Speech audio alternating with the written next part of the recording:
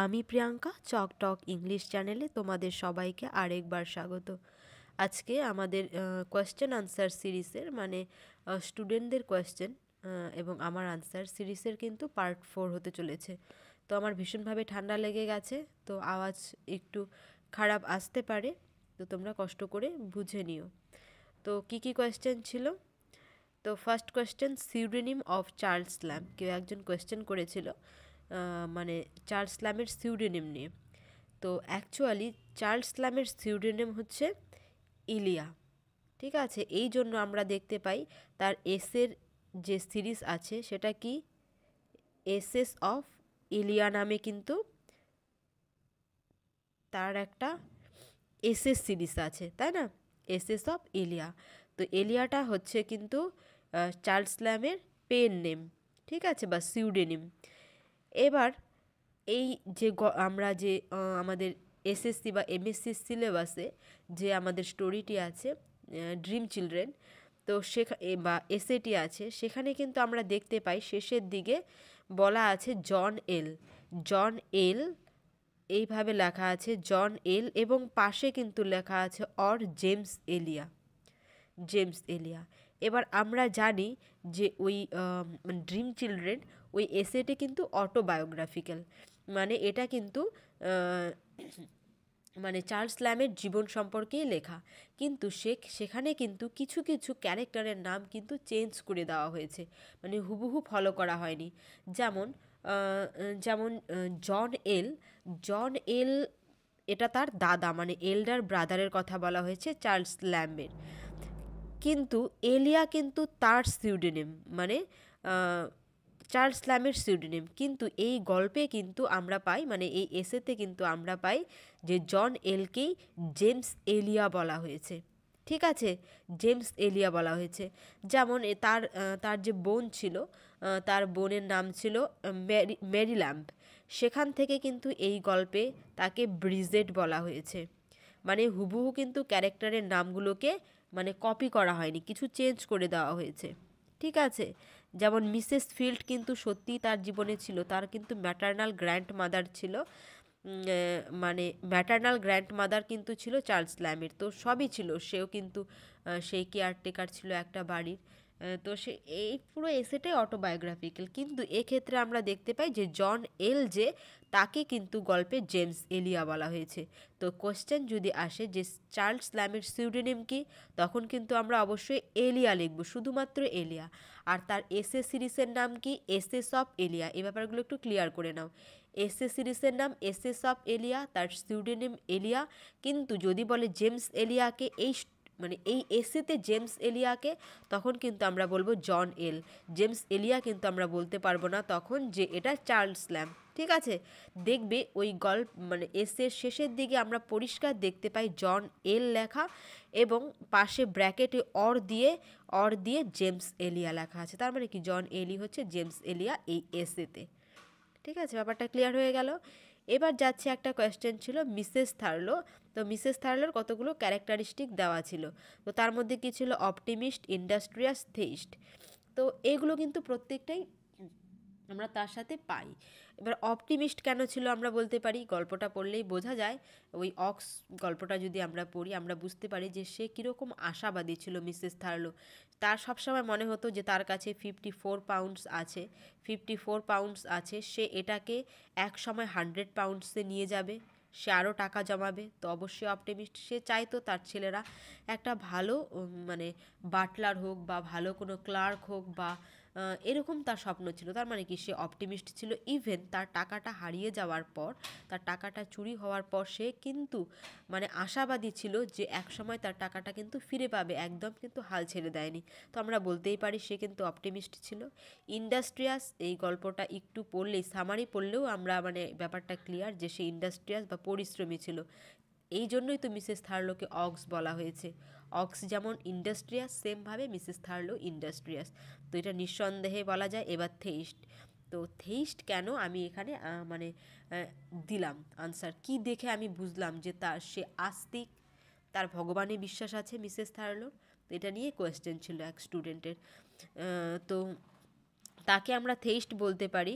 আমরা একটা লাইন এই গল্পেই আমরা পেয়েছি। এক মিনিট, লাইনটা আমি লিখেছি এখানে। হ্যাঁ,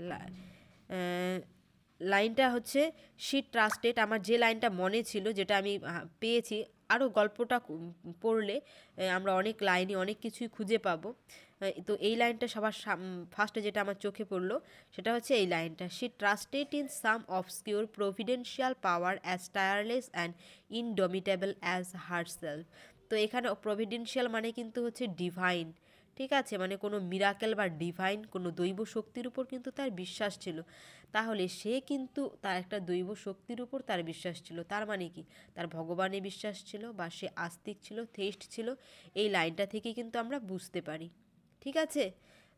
তাছাড়াও মানে গল্পটা ভালোভাবে লাইন বাই লাইন পড়লে আরও অনেক লাইনই আমরা অনেক কিছুই খুঁজে পেতে পারি। তো এরকম কোয়েশ্চেন কিন্তু থিমেটিক বা কনসেপচুয়াল কোয়েশ্চেন কিন্তু পরীক্ষাতে আসতেই পারে। শুধু যে লাইন তুলে কোয়েশ্চেন আসবে, শুধু মানে টেক্সটের লাইন বাই লাইন পড়তে হবে সেটাও না, কনসেপচুয়াল কোয়েশ্চেনও কিন্তু আসতে পারে। তো এরকম কোয়েশ্চেনগুলোও কিন্তু অবশ্যই খেয়াল করে যাবে, মানে বোঝার চেষ্টা করবে গল্পটা পড়ার পর। তো অবশ্যই সে থেইস্ট ছিল, ঠিক আছে। এবার যাচ্ছি পরের কোয়েশ্চেন কি ছিল, লিটোটেস আর এপিগ্রাম নিয়ে একটু আলোচনা করতে বলা হয়েছিল।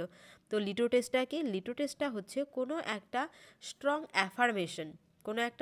অ্যাফার্মেশনকে মানে নেগেটিভ কোনো কিছু দিয়ে তাকে ডিসক্রাইব করা। যেমন এখানে কি আছে, আমি এক্সাম্পল দিয়ে বুঝিয়ে দিচ্ছি তাহলে ব্যাপারটা বেশি ক্লিয়ার হবে। Finland is no ordinary country.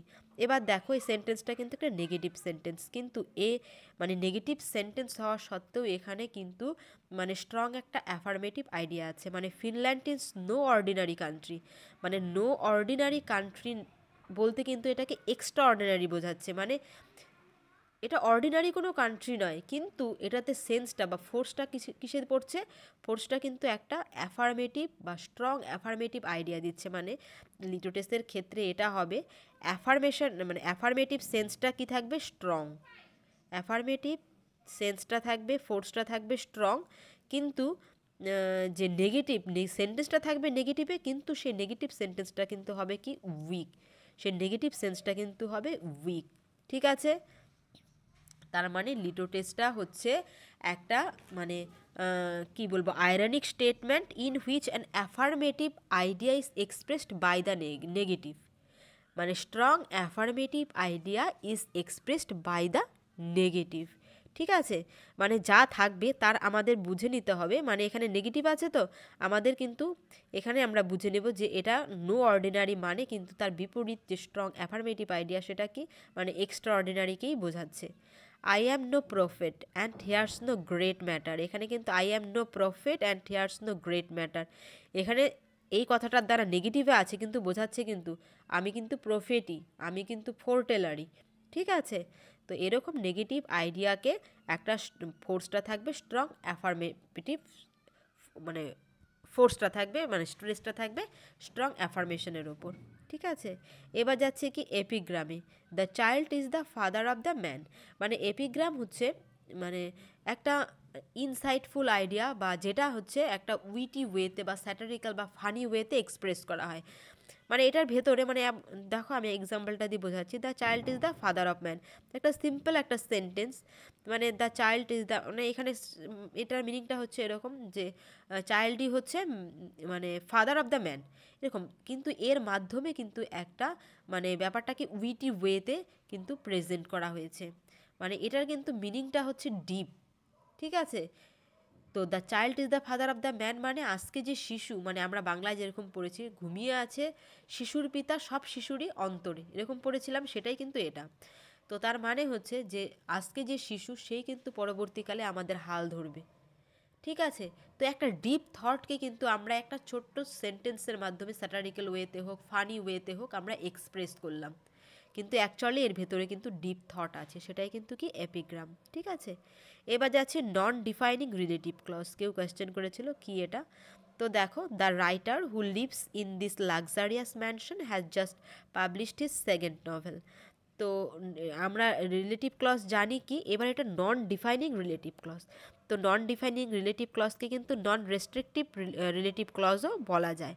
তো এক্ষেত্রে কি দেখব যে এক্ষেত্রে যে আমরা একটা কিছু মানে অ্যান্টিসিডেন্ট সম্পর্কে কিছু একটা এক্সট্রা ইনফরমেশন পাবো। যেমন এখানে অ্যান্টিসিডেন্ট কি, দ্য রাইটার, আর এক্সট্রা ইনফরমেশন কি পেলাম, who lives in this luxurious mansion.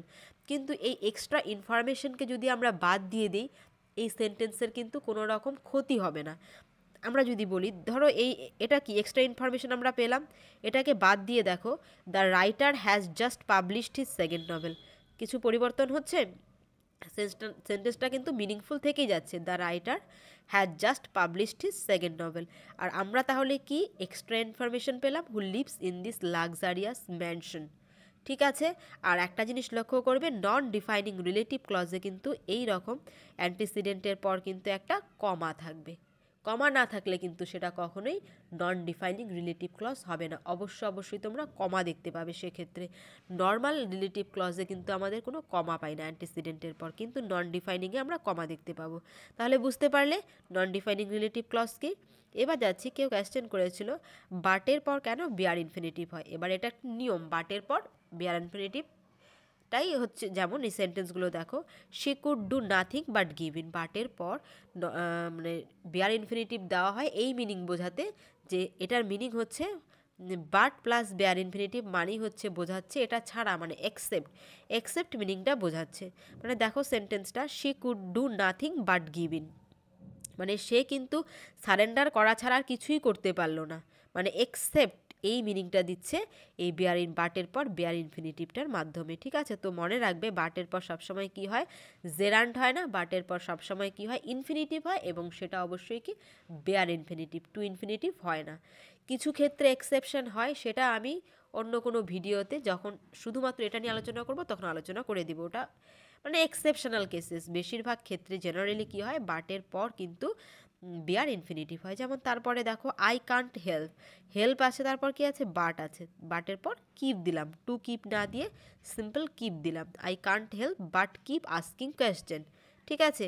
কিন্তু যদি এটা বাট না দিয়ে এখানে যদি হেল্প থাকতো শুধুমাত্র আই কান্ট হেল্প, তখন কিন্তু হেল্পের পর জেরান্ড হয়ে যায়, help thinking that you are hiding something. এখানে হেল্প ছিল কিন্তু হেল্পের পর বাট ছিল, তাই কি হলো, বেয়ার ইনফিনিটিভ, মনে রাখবে। কিন্তু এখানে হেল্প আছে, হেল্পের পর কিন্তু কোনো বাট নেই, তাই হেল্পের পর ডিরেক্ট কি হলো, জেরান্ড হলো, direct gerund. I can't help thinking that you are hiding something. ঠিক আছে।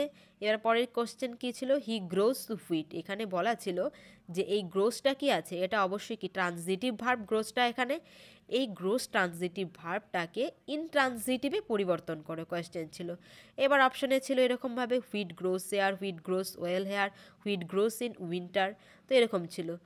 তো এক্ষেত্রে কেন সবগুলো আনসার হলো, এখানে তো উইন্টার কোয়েশ্চেনে দেওয়া নেই, হেয়ার, ওয়েল হেয়ার, এগুলো কিচ্ছু কোয়েশ্চেনে দেওয়া নেই। কিন্তু দেখো প্রত্যেকটা ক্ষেত্রে কিন্তু গ্রোসটা এখানে ইনট্রানজিটিভ ভার্ব হয়ে গেছে প্রত্যেকটা ক্ষেত্রে। আর কোয়েশ্চেনের ডিরেকশনও তাই ছিল, আমার সেই কোয়েশ্চেনে ডিরেকশনও তাই ছিল যে আমাদের কি করতে হবে, এটাকে ইনট্রানজিটিভ করতে হবে। কিন্তু বলা নেই কোথাও যে তার মিনিং চেঞ্জ হতে পারে না, এরকম কিন্তু বলা নেই যে মিনিং চেঞ্জ না করে ইনট্রানজিটিভ করো। যেহেতু এটা উল্লেখ নেই, তাহলে প্রতি ক্ষেত্রে আমরা যেহেতু দেখতে পাচ্ছি এখানে যে আমাদের এগুলো ইনট্রানজিটিভ হয়েছে, তার মানে কি আনসার অল অফ দিস হবে।